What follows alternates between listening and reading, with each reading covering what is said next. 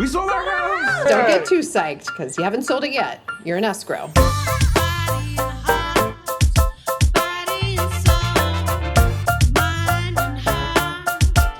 Do you understand what escrow is? Hello, everybody. This is Maria with Heart to Heart with Escrow, and today our guest is Cesar Miranda with Realty One Group West in Anaheim. So I manage the Anaheim office, Realty One West. We're one of 7 offices, so we're a little bit bigger brokerage, over 1,100 agents combined. Wow. And I have 150 at my office. So 150 in your office? Yeah.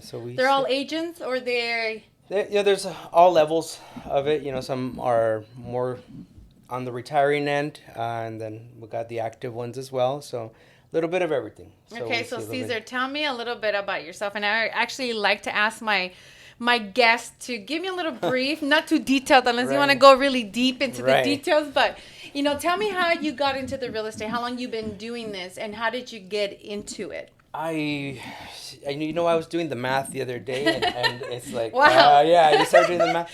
And this is my 19th year. 19 years? Yeah, 19 years. Wow. Wow. And then you started, where did the time go, right? Yeah.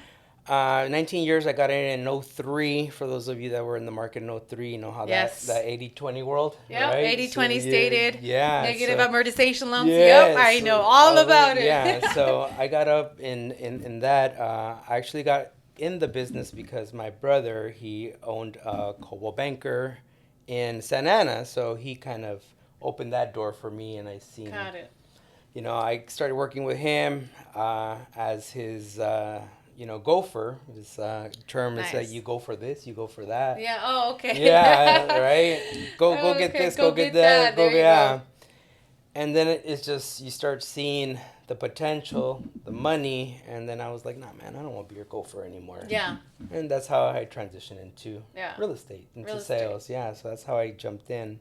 Nice. 03. Wow, it's a long time ago, right? Long time, yeah. Yeah. So how long have you been managing Realty One West? Because I know it's a big brokerage firm, and I know a lot of the agents are very successful with you there. Yeah. I've been managing Anaheim going on 5.5 years, almost that 6-year marker. So again, it just flies by. Overall, I've been with Realty One Group since 2014. I started out with them and managing their compliance division.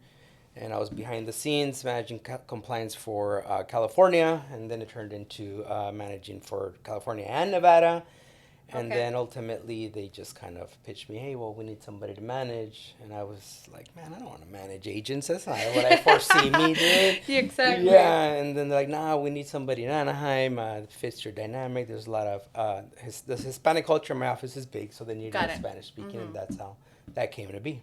Yeah. Got it. So you mentioned compliance, and I think that's one of the keys that I think I want to hit today in reference the compliance with the real estate contracts, because there's several contracts. You've got vacant land contracts, you've got living trust contracts, you've got your normal residential contract, and those change. They seem to be changing pretty frequently. Disclosures. I've been seeing a lot of pages. Yeah. They keep on adding more pages to what maybe we were used to years ago. What's the reason for it? So I'll stop you there. Okay. And let me ask you this. You've been in the business for quite some time as well. Quite some time. I've known you through the industry, through people in common. When you started, how many pages was the contract? I always like to ask this question. Do you remember? Oh, God. I used to be an underwriter. Okay. So years ago, probably like 7 pages? Yeah, it was 8 pages when I started as well. Mm-hmm. And then from there, it just starts escalating. Yeah. I know people that show me these old, they should be in a historic frame now. They're 4 pages long, and they just keep going more and more. And with the compliance factor, and to touch base what we were saying, yes, the forms always get updated. They get updated every June and December, mandatory. The CAR rolls out the updates every June and December for June for the rest of the year, December for the upcoming year. Okay. The RPA gets a little bit of a brush up on certain verbiages and things like that, because what they do, CAR attorneys, what they do is they get all the lawsuits and complaints and everything that kind of trends, and they incorporate a clause to avoid those things from occurring. Right. Now, the RPA got a major overhaul in 2021, remember? Because Right. it changed completely. Completely. Yeah, it changed completely. And realtors fear change, right? That's just the name of the game. And everybody just, when there's something new, they fear change. Right. When it got overhauled, what CAR tried to do is to make it more friendlier for the consumer. Got it. Because the main gripe was always this: something would happen, it would hit the fan, and the consumer would be in front of court, and they will always say, "Your Honor, my agent didn't, right? Correct. Explain it to me. Yeah. My agent didn't tell me what I was signing. I didn't know what I was signing." So in a sense, to make it a little bit more friendlier for the consumer, they, put everything on the first 3 pages. Now you've seen that, everything. So the consumer knows exactly what's going on. Everything else, as far as the legalese and things like that, they've simplified the terminology. Got it. So the consumer can read it. And that's why the overhaul occurred. Okay. And, we just had another update because now everybody's kind of seeing what's looming with that big, what is it called? I apologize. That lawsuit, that antitrust lawsuit, that commission lawsuit, have you heard of it? Yes. Yeah, so, it's now a class action, so we'll see how that looms. Is that the one where you're only going to be paying one commission, which is the listing agent commission, and not the buying it? Yeah, Okay. that's the one that's looming. CAR and AR attorneys are there fighting on our behalf. Hopefully they can quash that. This is not the first time, though, that I've heard them trying to take it to that level. that right? level, because I had an event this weekend where one of the agents was talking about that, and I guess it puts a lot of fear in a lot of those who are showing the homes, right? Yeah, it's just the same amount of work. It's just you drive people, and for you not to be able to get that commission, it's kind of scary for a lot of agents, especially right now. It is, and I think right now is everybody has so much information, all the topics that are coming now that it's turned into class action. We'll see how that drives up, but it's a potential lawsuit that's in the billions now for sellers all the way who I think the class action is from 2014 and on. So we'll see how that drives up. But, it's only going to, make us better agents, professionals at the end of the day. Yeah. Because with listings, we always get a contract. Yes. You should be incorporating it more so with buyers because other states, believe it or not, they incorporate the buyer-broker agreement mandatory. Yeah, we're California. We're still not, and we're still kind of scared of it because it hasn't been standard practice, and it ultimately will be. Got it. So walk us through, for those that are new agents out there, the proper way of presenting a contract. Meaning, when the buyer presents a contract, full contract, I'm coming across a lot of little mistakes, initials or signatures, or who signs it, how the way they sign it, when it's a living trust, when the person has passed away, who signs the contract on a business standpoint, on an LLC and whatnot. So I'm seeing a lot of things where it's kind of like, they're not being completed, correctly. And I am not a real estate, license, person to kind of give them advice of how they should be submitting it. How it works, whether you guys give me a contract into escrow then has to review that contract, any addendums, any offers after that, overflow, SIPs, and all that good stuff, right?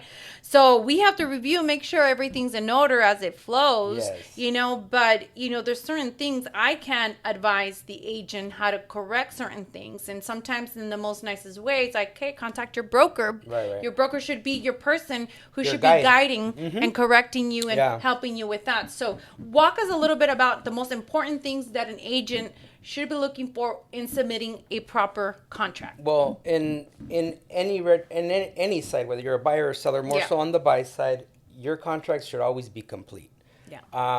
I'm more detailed oriented, and when I'm on the listing side, I get agents who submit their contracts. There's all kinds of holes everywhere. They forget to put the littlest of things. Right. It just it irks me because I'm just like a perfectionist at hand. But in another sense, those fields exist for a reason, right? To protect the parties, APNs, and all that stuff. Should always make sure everything's completed all the way down. Signatures, initials, more importantly, and the biggest one is the arbitration and liquidated damages clauses, because those sometimes get missed. Yes. And I'm sure you get them.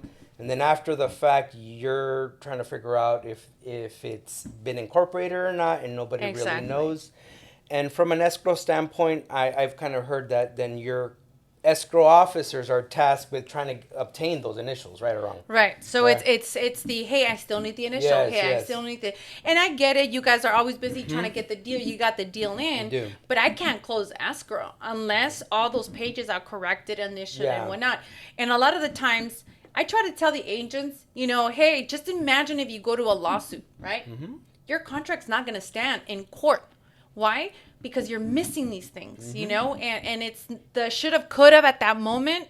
It's not going to work in your favor. It's not going to work anymore. Yeah, and you touched a very, very important point. Lawsuits. They're becoming more common as I see them. They are right now, and I'm getting these love letters for people who overpaid in the previous market, and now they're unhappy. So here, touching to your point, Maria, Right. When you go to court, if you miss something, guess what? There's people out there called attorneys, right? Their job is to look for the needle in the haystack, Yeah. right? And right away, they'll question your professionalism. Well, as a professional, you should have known to have your client initial this and explain to them. Because Right. now you're under the Business and Professionals Code, so you're held to a higher standard. And I always preach about this. And sadly, they don't have no mercy on a professional. So Right. that's very, very important. So make sure liquidated arbitration is always initialed if it's going to get incorporated. If you don't know how it works, I have RPA classes all the time, or contact your broker. But that's one of the main things. Another one that gets overlooked a lot is, like you said, when somebody is signing in a capacity on behalf of LLC, a C corp, a trust. When it's in probate. Correct. Those things sometimes always get screwed up, right? And when somebody's signing on behalf of a capacity, you have to establish authority to the escrow holder as well, and also to the seller. Is John Doe signing on behalf of 123 LLC? They have to provide that to you, right? Correct. That he or she has signing authority, and those things are always signed incorrectly. Right. I've seen them. In my experience, and I know you as an escrow holder have seen it completely. The proper way it should all be signed is John Doe, comma, and then their title, their capacity, president, managing member, whatever that case may be. The trickier ones are probates. Probates? Yeah, probates, because the court now has to establish authority, who's sometimes the next of kin. In my experience, when it's a probate, people start looming out of the woodwork. Oh, yeah. Yeah, right? All the families come up and like, okay, well, this and that. But probates are basically, you need to follow by what the attorney. By what the court. By the court, sorry, not the attorney, but the court and how they. How they establish authority. They ultimately have the ruling of who's going to be the authorized signer on behalf of the estate. And that's where we then pick up the ball and, get those correct signatures from that person who was elected by the court and present it to you.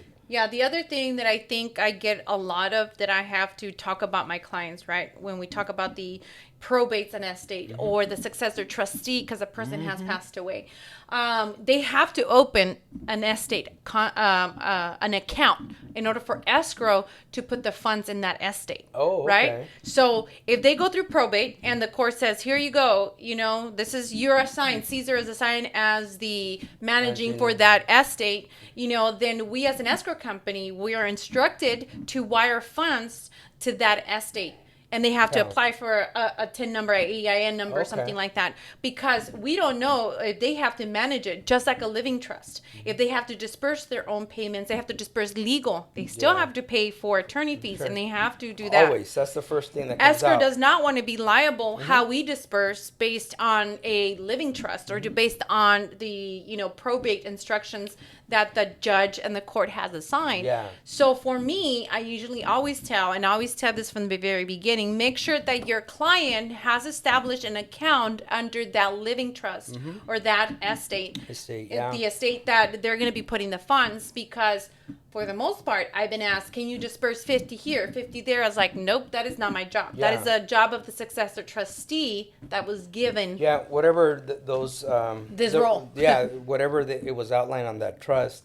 On the probate aspect of it, that's a little bit more than the capacity of an Right. agent. We don't open accounts, things Right, like right, that. you don't. We let the attorney handle that and the court. Right. But I could see how you're tasked with it to Right. disperse from the said accounts. That could get a little tricky. Yeah, I can get a little tricky. And what I meant is I tell agents because everybody works differently, right? Every agent, every broker likes to work differently. Some agents like me having direct contact with the sellers or the buyers. Some agents say, hey, go through me and I'll explain it to my client. So in the aspect of an escrow, I like to know my clients and I know how they work. So I know automatically who they want me to reach out or not, right? Some want to have personal contact. And I've had experience where the client only trusts the agent. Correct. I don't know who you are. And that's, we talked about the misconception. They don't have that trust with escrow because a lot of the times, a lot of the people don't know what escrow is. Who are you? What do you do? We work hard and we work in the back. We don't let you know who we are, but to educate your client as to who we are, we're a big role in this whole transaction, right? Mighty We role, see yes. everything on the selling agent side, the lender, homeowners insurance, inspections, you name it. We have contact with everything. That's why my podcast is called Heart to Heart with Escrow, because we are the heart of the transaction. Yes, and at times you serve as the referee when the buyers and sellers agents are not getting along. Yes. Right? Yeah. So, you do play a very key role in all of it. And sometimes I will admit, I dump more things than you should on your desk, right? Yeah. And it just happens, the nature of the it business. And it doesn't really fall in your role, but yeah, you guys are a big key to making it all work. And sometimes, again, with the referee standpoint, you guys smooth things out for the benefit of everybody.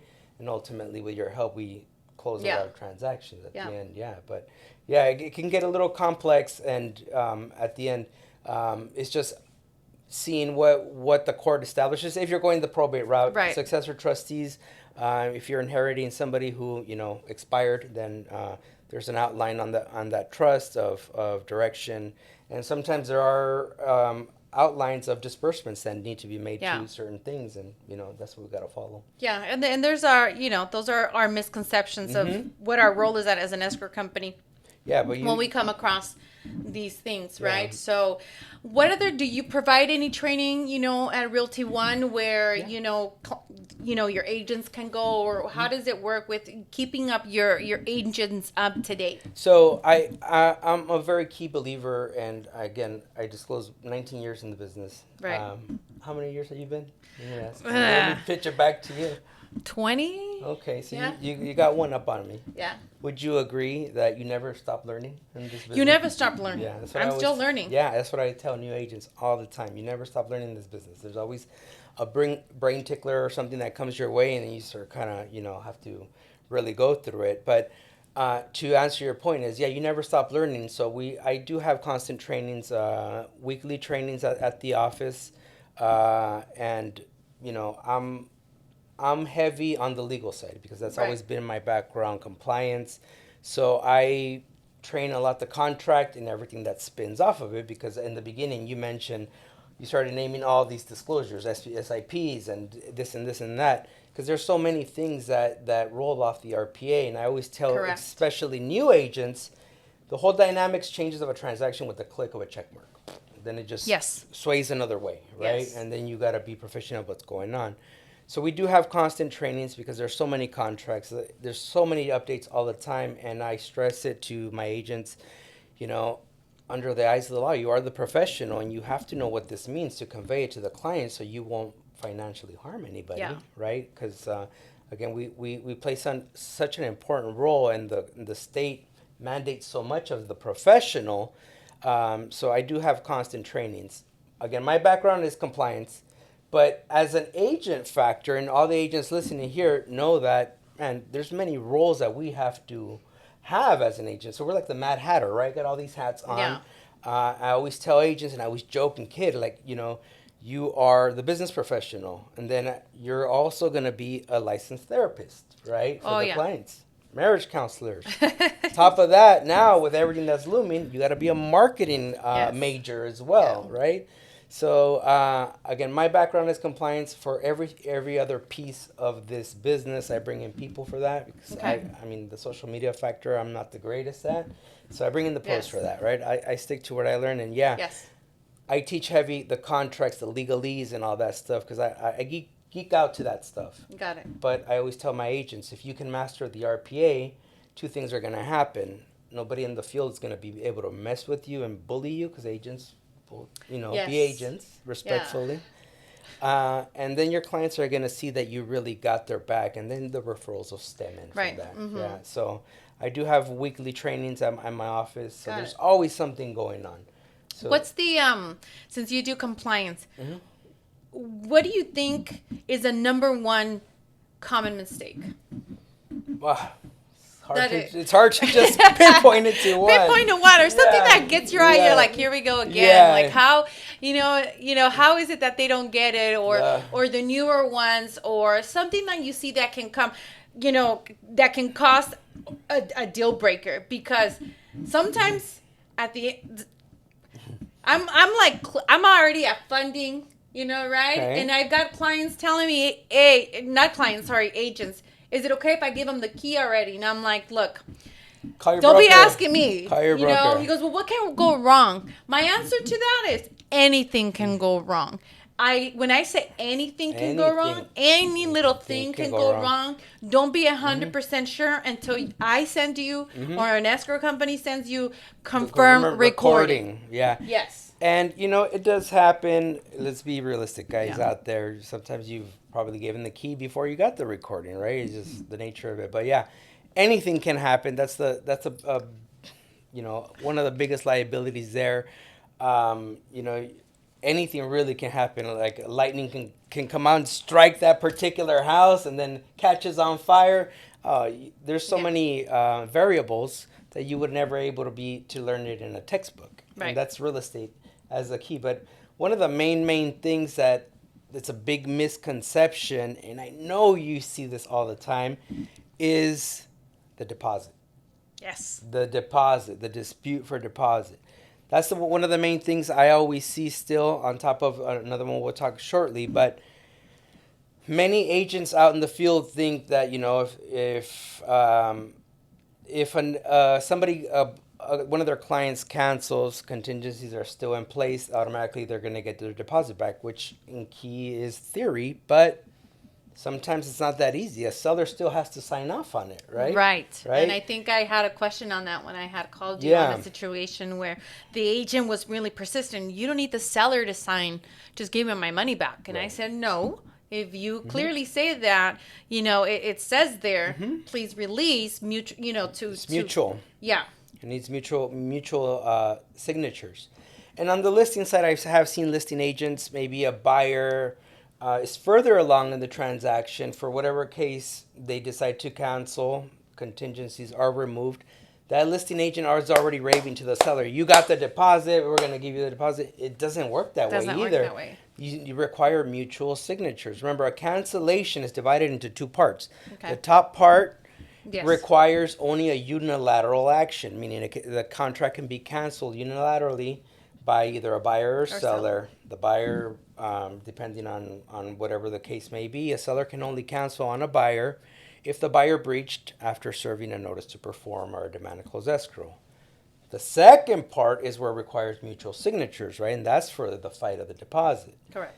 So if a buyer's canceling and says, okay, well, I want my deposit returned, they always send it to you, and then they start hounding you probably, right? Yeah. Where's the deposit? Where's the deposit? It still needs that signature at the bottom from the seller. Mm-hmm. Now, it does happen that maybe a seller won't sign, right? Right. It happens and I've had a lot, right? I still have old sitting? Files on sitting there. Yeah, with deposits. And I constantly, because I have to go through because we're going through the Department of Financial. I can only have that money. I'm not a holding escrow. Okay. Right. But I can't release your funds unless that other person signs it. off. And it's a reminder, and it's a reminder, and it's a reminder that I have to send it. Now, I don't know if they've listed it or they sold it already, right? That doesn't mean that they can't sell, can they? No, it doesn't. Because remember, again, it goes to the cancellation. Whoever initiated that cancellation, let's say if it was a buyer, that contract is dead. It's Yeah. slashed at its root. The seller now is contractually free to move on to another buyer. The deposit is a different thing. Different It thing. sits there, right? There's many variables to it as well. Sometimes a buyer in good faith is entitled to their deposit back, but maybe a seller had sour grapes, said, well, you made me waste time and this and that, and is Right. refusing to sign. Right. I mean, the contract also specifies that if somebody's holding up a deposit and no real good faith or excuse exists, they can be fined additionally. So just an FYI on that. Yeah. Okay. But at the end, if people can't come to a mutual agreement, either party has to initiate a legal action, because the contract states that only a mutual signatures can release a deposit, somebody in a black robe, Okay, right? right. Or an arbitration board. Those are the three things that need to happen for a deposit to be released. And, if it really gets ugly, then mediation has to kick in, ultimately to arbitration. If they opted into the arbitration clause, and they just go to court and decide who's going to get those funds. Right. Now, the contract states, and I know how much is for liquidated damages? 3%. 3%. Right? That's what people always perceive that's going to happen. Yeah, there's a stipulation to that, though. It's 3%, or it's always in the fine print, the deposit actually paid. Got it. So whatever is in escrow, that would be the yeah. liquidated damages, or up to 3%. That's why a good listing agent will always, but depending on the market, right? Right. Will always counter back Right. deposit to be Deposits, 3%. yeah. So Yeah. that's one of the biggest things that I see that always looms is the deposit. Well, Yeah. they're holding the deposit. How do we get it back? Well, escrow can't do much about Yeah. that. And I've had I've had sellers, right, where the buyer just didn't qualify for the the something loan. happened. And the seller goes, well, I heard that you can give me their deposit. Well, no, that's not the way it works. And then they're misinformed. Or I've had this before. Well, I asked a friend that's in the real estate market. Oh yeah, what do they do? They're a notary. They're a loan sign. Okay, they're not really, the legality from a standpoint of a realtor, from if you're a loan officer, I wouldn't recommend if a loan officer or a notary is giving a legal advice to one of their friends that is having an issue with the contract. Because what a loan officer interprets is totally different what the real law is. Yeah, and my respects to anybody in the business, loan officers there. My Right. respects to you. I didn't get into that. I'm not good with numbers. I did. Yeah, so, there's things that I don't jump into that because I'm not MLO licensed, right? There's things I wouldn't understand. And sometimes, loan officers are trying to do what they can and they misguide clients. Yeah, exactly. And the contract, they pretty much don't know it.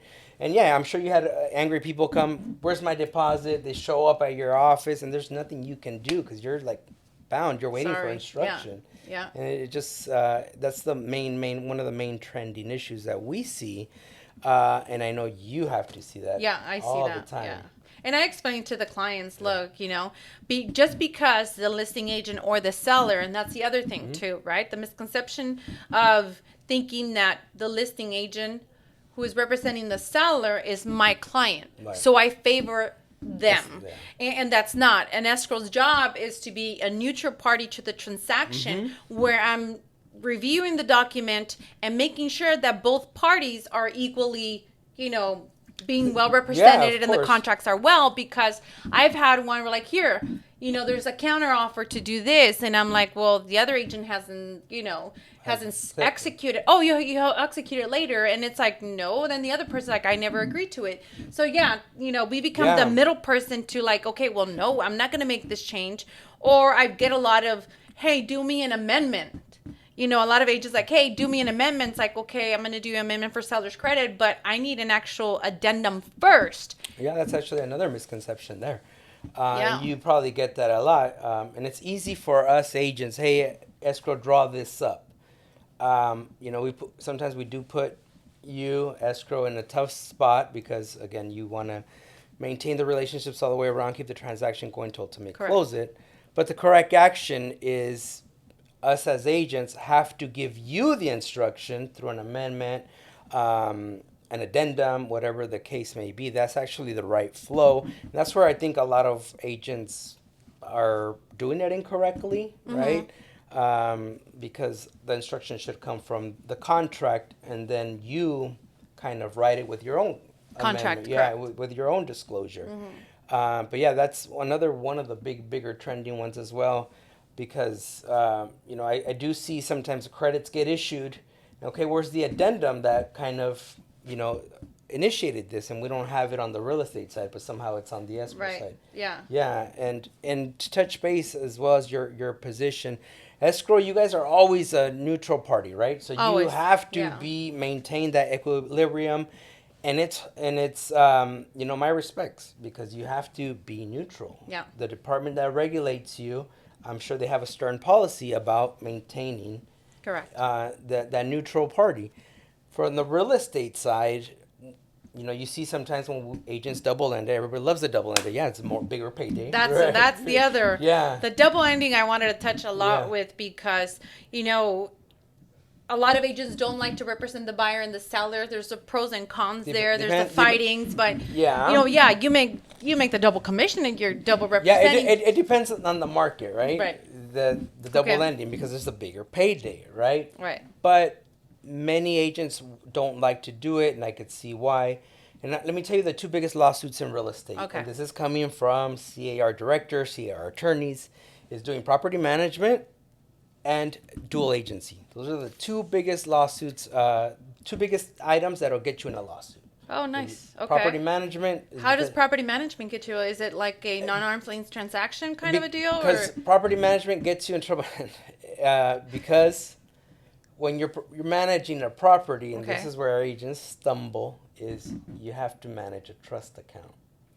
Right. Yeah, Okay. Okay. right. And they're not being audited by yeah, an actual. Yeah, so when Okay. they get audited, the trust account, sometimes it doesn't always Doesn't balance. And, that's one of the major factors, because Okay. you have to take in funds and then disperse them to repairs or whatever the case may be, common area maintenance and things like that. And trust accounts are the number one things that get you with the DRE. The other one is with the tenant's rights, because some agents don't know exactly all the tenant's rights, because there's so much tenant protection now. Right. And they try to do the stuff themselves, and they improperly serve a notice, trying to do their job for their landlord, where they actually damage the landlord. Then that's where they can get sued. Got it.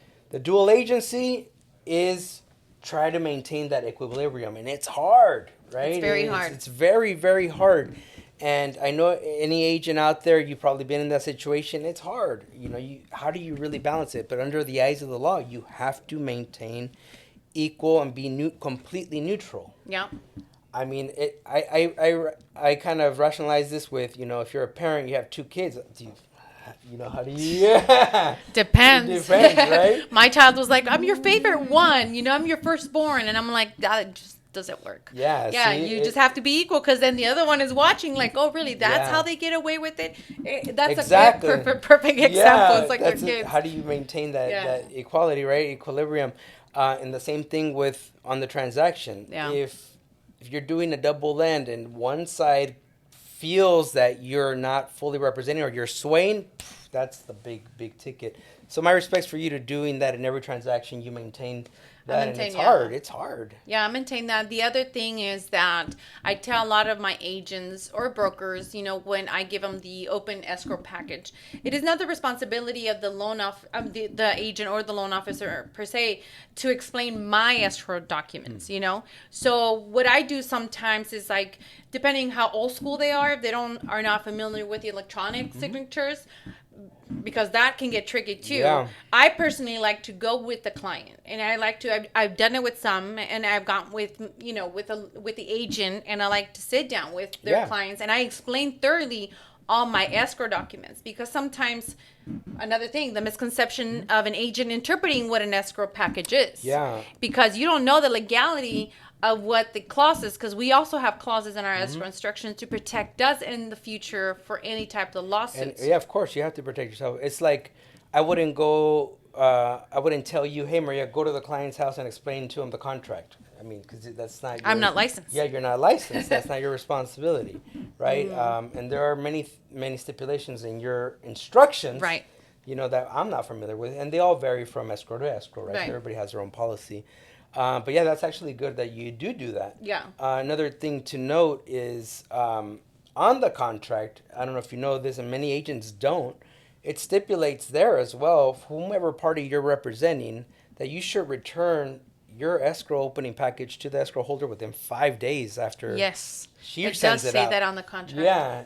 Yep. And many agents, for the better part, probably turn it in at the end, right? Very. Yeah, they it do. does happen. And it does happen. And sometimes, again, Yeah. if you're in a lawsuit, guess what? They're going Yeah. to be asking escrow. Did the buyer or the seller, whoever is disputing, Mm-hmm. did they turn in the escrow instructions within the period of time Oh. of what the RPS says? Oh, Yeah. okay. It's 5 So days. then if it's 5 days, so that means like if someone's fighting it, but then you didn't comply, then guess what? They will get you because you Mm-hmm. Yeah. did not comply. And a lot of people don't know that Yeah. you have to do the Yeah, 5 days. It's within 5 days after you send them out. After I send them out, Yeah. and I try to send them out automatically. Usually, I like to send them out when I get the earnest money deposit, and that's the other thing too. I get a lot of people, the buyers. Well, I think I have time. I'm going to send it over the weekend. No, it's 3 days. It's 3 days. yeah. Unless if there's an addendum that Unless- says different. that says otherwise, or an extension has been granted. Yeah. it's Right. always 3 And so days. those are the 3 days. And that's the thing that if you don't comply within those terms, those days, you're Yeah. out of contract. contract. And depending on what side you are, I mean, if you're on the listing side, I would be enforcing that notice to perform immediately because you don't want the property to sit there, no deposit. There's really no skin in the game. So, at that point. And now, like you said, depending on the market. So now there's not much inventory in Yeah. the market. So all these other agents already have a backup offer. Maybe another one that's bigger than yours. So it's, make sure that your clients are sending that earnest money deposit into escrow. And what I like to do, because I've seen wire fraud happen, Okay. So I like to personally send wire instructions directly to the buyer instead of the agent sending it. A lot of agents have those Gmail accounts. They're not protected. Their emails are not being protected if it's not a business account where you get protected. So then the Gmail's accounts, Google accounts get hacked easily. All the And I've time. seen it done where they hack the Instructions? agent. No, they hack the agent's email and then they hack the escrow email. Oh. So the hackers nowadays, and that's something that I explain a lot of the times, nowadays you don't see a lot of robbers robbing banks and going on the freeway and whatnot. They're sitting on your lawn trying to get into your VPN or your system to hack you. Yeah. And what more better to hack an escrow company and your agent? So what they do, they become really smart. They know the transaction from head to toe. Okay. They know when the client is coming. If I'm communicating that they're going to come in and sign escrow docs, or if I send whatever it is, they know all that stuff, right? So then they make up a fake account with probably one thing different, or they make it look the same.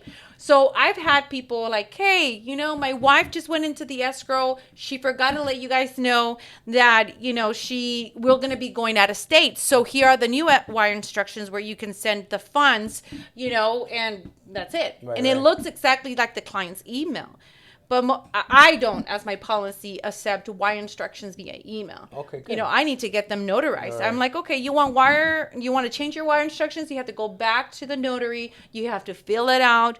And then you have to send me an that's original great. document because I protect them and I protect myself, right? But in the beginning, it might be like, I got to do all that. You gotta do all that. But yeah, it's And so what I like to do is to avoid the agent re-forwarding that email to That's someone just else, smart. and that's where you get hacked. Yeah, that's where actually you make smart. that forward email. And a lot of agents that I've seen, a lot of the brokerage, have emailed me and said, hey, we're not allowed to send wire instructions to the client. Here are the emails to the clients. Can you please give them a call? Yeah. I like to give them a call and introduce myself. So I know who I'm talking to. So I know mentally the voice of that person. And I already kind of put a voice to the transaction. Because there's sometimes I've heard escrow officers don't even know who the sellers are or the And buyers. somebody They just don't have a calls. contact. Yeah, and somebody just calls and says, Hey, I'm whatever this. And I'm thing. like, wait a minute, that's not the same. Right, And trust right. me, as escrow officers, we have more information than you think we do. We fill out the statement of information Yeah, where it yeah, has yeah, yeah. They put their email and their they have social and their everything. phone number. So if I get a number different than what my SI says, I've called them out. I'm like, you know what? I don't have this number listed Right. as a phone number. you need to call me from a phone number that's listed there. You know, so they kind of think, okay, but why? But yeah, some people do get bothered, and they're like, why do I have to do that? Yeah, I've already given this. Yeah. And I clearly give, you know, I clearly say, look, I understand your frustration, but I'm trying to protect your money. You know, because if I send that money to someone else, it's gone. It's gone. And I don't want to do that. Yeah. They don't, you know, I haven't heard too many stories where that money's retrieved. Yeah, it never gets retrieved, but that's a different story to tell you. But when we had, not me, but a company where we were at, you know, the escrow officer had sent the wire based on a junk email. So 99%, it's gone. Yeah. I've seen stories, I read them all the time, that, you know, people, their life savings, they send it somewhere else because their agent told them, and then that's where the whole interaction. So beware when we tell you, that's big. Wire fraud is huge. It's huge. It's huge. And so, but that's good that you guys take that extra precaution. And again, some people do get bothered because you're making them do an extra step and so on and so forth. Exactly. But in the end, it's only to their benefit. To their benefit. Yeah. So for me, I like to personally call. Good. You know, and send them the wire instructions and introduce myself, congratulate them on their offer being accepted, so they know who Escrow is. And I like to actually, you know, make that contact so they know, hey, I can call her and have that, you know, connection and communication better, so they have more of a trust of who they're handling their money with. So. And it's a big amounts that you guys, big clients send out, you know, net sheets that go out and things like that. But yeah, that's a big one. And you know, we have a disclosure for that too, that the clients sign ahead of time when they sign when they sign their offer, because it's such a big thing. And Maria, like you said, once it's wherever it goes, it's gone. It doesn't ever come back. I haven't heard anything that came back. And everything, you know, for us, it's escrow fault. It's your fault. It's like, you know what, I'll take the blame. But in that case, I like to kind of educate everybody and be like, hey, this is what it is because of all that stuff. But, well, Cesar, thank you for coming. I literally want you to, you know, give advice to those who are trying to get into the real estate. And I'm sure that you got into the real estate, you know, at a very young age, and you started from the bottom, like you said. It was like the doer, right? Go do this, go do that. But you learned in the process, and that's where most of us come, right? From the bottom, and we learn. Yeah. But what advice do you give anybody out there, whether they're young, they're starting to, because I've known people in the industry, not in the industry, but other people who I've worked with outside of the industry that, you know, they're starting their real estate career in later on in their life, you know, where, you know, okay, this is a hobby or it's not. Because I've talked to people and they're like, I have a passion. If you have an open house, I want to go to your open house. I love homes. And we get that. What advice do you give to anybody that's thinking to getting into the real estate? And the misconception of a lot of people saying, is it a good time to get into real estate? Yeah, well, you know, the main thing I want to address and touch base on, if you are thinking to get in the business, know that it is hard work, because the consumer has been geared or thought, you know, they see shows like Selling Sunset. Yeah, right? Selling Sunset, They make it think that it's just flash and red bottoms going up the hill with very flashy cars. Exactly. That's what the consumer perceives. And that's why another reason why everything's looming with these cases, because the consumer perceives that we're overpaid and we don't work for the money, right? But it is hard work, right? Don't let those shows fool you. It is a full-time job. I would advise on this, if you're thinking of doing real estate, you know, whether it's part-time, whatever the case may be. If you treat it like an actual job, you will be successful. We all get into this business because we want more control of our schedule. Correct. But it does, a lot of the things that I do see that agents do lack is time management, because you're your own business owner. So you're going to give yourself that leeway. We're going to go have lunch. 2 hours turns into 3 hours. And then, you know, happy hour, and then okay, well, I'll just do it tomorrow. Yes. I know a lot of agents have done that. I've done that, right? We've all fallen victim to it. Yeah, we all fallen victim to it. But if you treat it like a real business, set your schedule. That's how you will be successful, and it's ultimately a long game, because whatever seeds you do plant, you know, you have to keep nurturing them, and they will ultimately sprout. But people I see people get in the business, they try something, nothing happened during 1 year and they get out because they get frustrated. I didn't do Discouraged. it. Yeah, The market. this is a long game, right? This is a long game, and it people is. need to get used to. It's like you said, every day we're learning, and every day you're learning something else, and you can't have. I've learned since I've been the 20 years, I cannot have the mentality of what I was used to back in subprime. It's always learning, even though it's hard now because the older I'm getting, it's like, why? You know what I mean? Because we get too comfortable. And everything has changed, to touch base on that time, the subprime time. Yeah. Everything has changed. The whole industry has kind of took a whole turn because now the consumer has so much information in their hand, right? hands. And they come at you because they see these things on TikTok or whatever the case may be, and they start thinking that you're not representing them to your full capacity, right? So again, everything's completely different, and it's always changing. The business is always evolving. But yeah, if you're thinking of getting in the business, treat it like a job, right? You know, you'll be very successful. It's ultimately a long game, but you will never stop learning. Anything that comes your way, sometimes I'm sure you get scenarios, and you're like, man, like, not in any novela would this happen, right? Yeah. You start thinking, and it's like, but you know, you have to kind of go through it, and we take steps back, and ultimately dissect the contract, and there's a solution for it, right? There's a solution But for it. that's the advice I would give. Treat it like a business, and you will be successful. And remember that it is a long game. It's not going to happen overnight. Correct. Yeah. So where can they contact you if they want to be part of your brokerage, your partner, your team, or anything that they can, you know, any agents out there, or someone who's thinking to become one, and the real estate classes, and you know, because it's a lot of what you guys have to go through, and the classes and whatnot, where to submit your fingerprints and whatnot, and the training is very yeah, it's very hands-on training. Yeah. Again, you know, like I said, real estate agents, my respects to everybody. We're like Mad Hatters. We wear so many hats. We have to have so many trainings on many things. Yeah. You can reach me on my Instagram handle. That's Cesar_Miranda1. Whatever you need, and even if you're an agent, need guidance out there. My role is just to better the community, because as a real estate professionals, you know, we can only better and give the consumer a better experience, because we're all business professionals, right? I am in Anaheim. You know, I'll put all my information there, and anybody wants to reach out. Again, it's all just to better the industry, and we're all business professionals at the end of the day. And, you know, if I can help anybody out, just, you know, reach out. Awesome. Well, thank you for so coming, much. and see you guys next time. Maybe we'll do a part 2, because we can go on We can for go hours. on. There's so many things that, For you know, we sure. can really touch base on. Well, thank you for coming. Thank you, Cesar. Thanks so much. See you guys.